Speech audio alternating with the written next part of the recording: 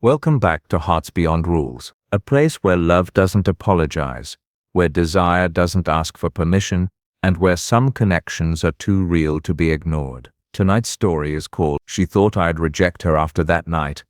I Didn't Even Blink. And this is about a woman who believed one moment of honesty would cost her everything, and a man who refused to look away. She stood outside my door longer than she meant to. I could hear it in the way the handle didn't turn right away, in the silence that pressed against the walls before she finally stepped inside. She didn't announce herself. She didn't smile. She just came in quietly, like someone entering a place they weren't sure they were welcome in anymore. The air between us felt heavier than usual. She closed the door behind her and stayed there, fingers still resting on the handle, as if she might need to escape quickly. Her eyes moved around the room, but never stayed in one place for long. Not on me. Not yet. I won't stay long, she said, before I'd said a word. Her voice was steady, but I knew her well enough to hear what was hidden underneath. That slight tightness. That careful distance. You don't have to rush, I replied calmly. She finally looked at me then, just for a second. And in that second, I saw it. Fear. Not the kind that screams, the kind that waits quietly for rejection. Last night had done that to her. Last night had changed the way she saw herself. With me. She took a few steps forward, then stopped again, folding her arms around herself. The woman standing in front of me wasn't the one who usually walked into rooms like she owned them. She wasn't the confident, unapologetic presence that had first pulled me in. She looked smaller now. Guarded. I shouldn't have let it happen, she said softly. I didn't interrupt. I let silence give her space to speak the truth she was already carrying. I crossed a line, she continued, and I know what happens after that. Things get awkward. People pull away. They pretend it didn't mean anything. Her laugh was quiet, almost bitter. Or worse, they start seeing you differently. I leaned back slightly, watching her carefully. Is that what you think I'm doing? She hesitated. I don't know. That's why I'm here. There it was. The real reason. Not regret for what we'd shared, but fear of what came after. The night before had been unexpected. No plan, no intention. Just a conversation that went too deep, too late. Words that softened into silences. A closeness that grew without permission. We hadn't rushed. That's what made it dangerous. The way her knee had brushed against mine and stayed there. The way her voice had dropped when she laughed. The way she'd looked at me like she was seeing something she hadn't allowed herself to want. And when it happened, when the distance finally disappeared, it wasn't reckless. It was honest. Too honest. Now she stood in front of me, like honesty was something to be ashamed of. You're quiet, she said, misreading my calm for disappointment. If you're uncomfortable, just say it. I can handle it. I took a step toward her. She stiffened slightly, bracing herself. I'm quiet, I said gently, because I'm trying to understand why you think I'd reject you. Her eyes widened, just a little. Because that's what men do when reality sets in, I smiled faintly. Reality didn't scare me. She shook her head. You're young. You haven't had time to regret things yet. That's not true, I replied. I've regretted plenty. Just not you. Her breath caught, sharp and sudden, like she hadn't expected warmth in that moment. You say that now, she whispered. I mean it now. She looked away, walking a few steps toward the window. The city lights reflected softly in the glass, outlining her profile. There was something painfully beautiful about the way she carried both strength and doubt in the same breath. Do you know what it's like? She said quietly. To be told your whole life that desire has an expiration date? I didn't answer. I let her continue. At some point, she said, you stop being the woman people chase, and start being the woman they warn others about. I frowned slightly. Warn them about what? About falling too deep. About getting attached. About wasting time. She turned back toward me. About wanting more. I walked closer, until we were standing only inches apart. If wanting more is a crime, I said, then I don't want less. She searched my face, looking for doubt, irony, a joke, Anything that would make my words safer to dismiss. She found none. Her voice softened. I thought you'd wake up this morning and realize I was a mistake. I shook my head slowly. I woke up wishing I'd held you longer. Tears filled her eyes instantly. And this time she didn't try to hide them. That's not fair, she said, her voice breaking. You can't say things like that. Why not? Because it makes me want to believe you. I reached out, stopping just short of touching her, giving her the chance to pull away. She didn't. Believe me, I said quietly. Or don't. But don't punish yourself for something that felt real. Her forehead dropped against my chest, the weight of her finally giving in. Her hands gripped my shirt like she was afraid I might disappear if she let go. I didn't plan this, she whispered. I never planned to care. I rested my chin lightly against her hair. Neither did I. We stood there like that for a long time. No rush, no explanations, just the truth settling between us. When she finally pulled back, her eyes were calmer, but still cautious. So what happens now? She asked. I smiled. Now we stop pretending last night was a mistake. She laughed softly, wiping her cheeks. You make it sound simple. It is? I said. What's complicated is fighting something that already chose you. She studied me for a moment, then nodded slowly. I'm scared. I know, but you're not. I shook my head. No, I didn't even blink. Something shifted in her then. Not desire, trust. She exhaled deeply, like she'd finally stopped holding herself together. Stay, I said, not because of last night, because of now. She hesitated only for a second before answering. Okay, and in that quiet agreement, something deeper than attraction began to grow. She didn't leave that night.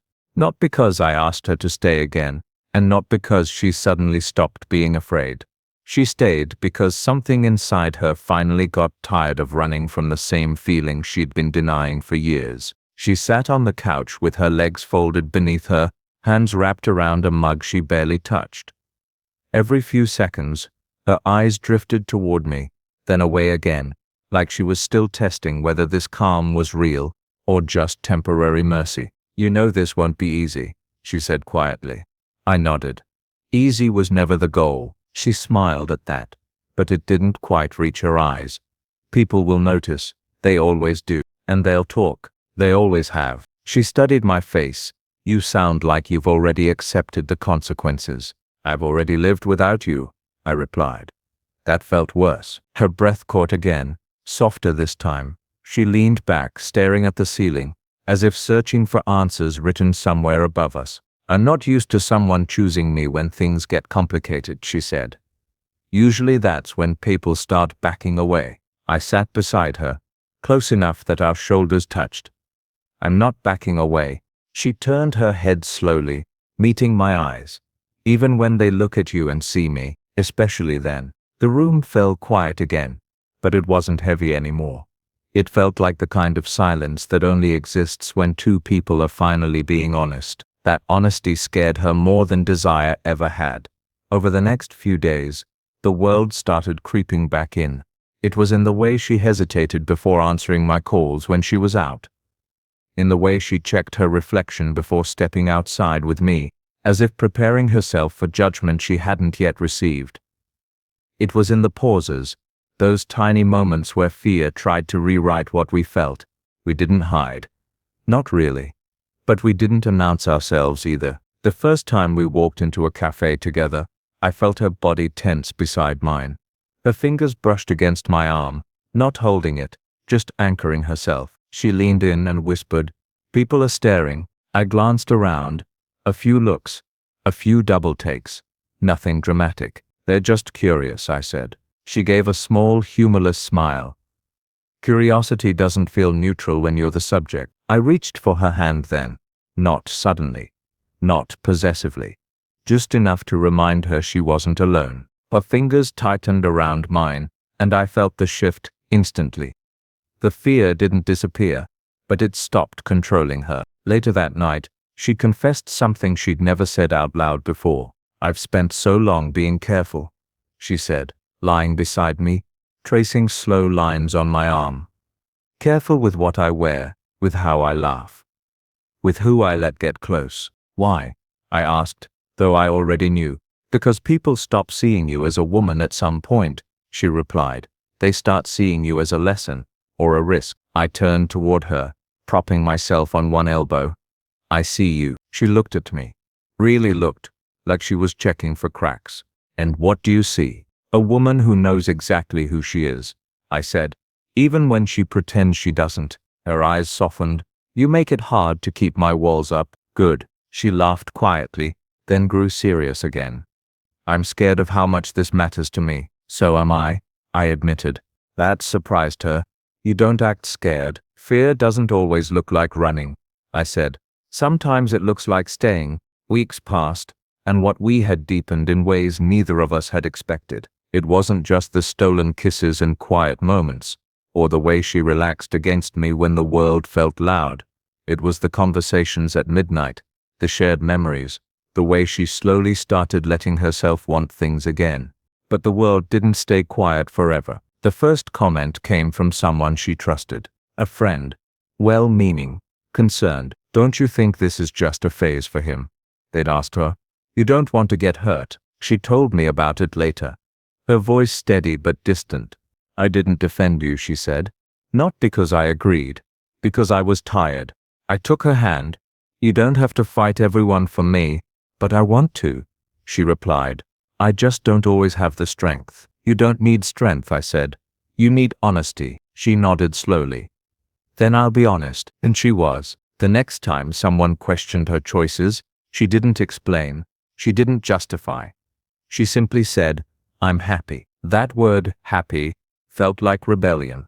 There were harder moments too. Nights when doubt crept in, when she pulled away just enough to test whether I'd chase or retreat.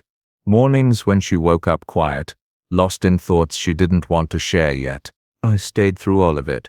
One night, after an especially long silence, she finally broke. Promise me something, she said, sitting on the edge of the bed. I sat beside her. What? If one day you wake up and this feels too heavy, she said, voice trembling, don't disappear. Just tell me. I took her face in my hands, gently, forcing her to look at me. I won't disappear, I said. And if things ever change, I'll be brave enough to say it. She nodded, tears slipping free. That's all I ever wanted. Months later, standing beside her at a small gathering, I watched her laugh freely for the first time since I'd known her. Not carefully, not quietly, just real. Someone glanced at us with thinly veiled judgment. She noticed. She squeezed my hand, instead of letting go. And in that moment, I knew she'd crossed something deeper than fear. Later, when we were alone, she pressed her forehead to mine and whispered, I didn't think I'd ever feel chosen like this. I kissed her gently. You always were. She smiled, full and unguarded. I really thought you'd reject me after that night, she said softly. I smiled back, just as steady as the first time. I didn't even blink, and that was the truth. Not because love was easy, not because the world approved, but because some connections don't ask for permission, they just ask you to stay. And on Hearts Beyond Rules, we believe staying, when it's real, is the bravest thing you can do.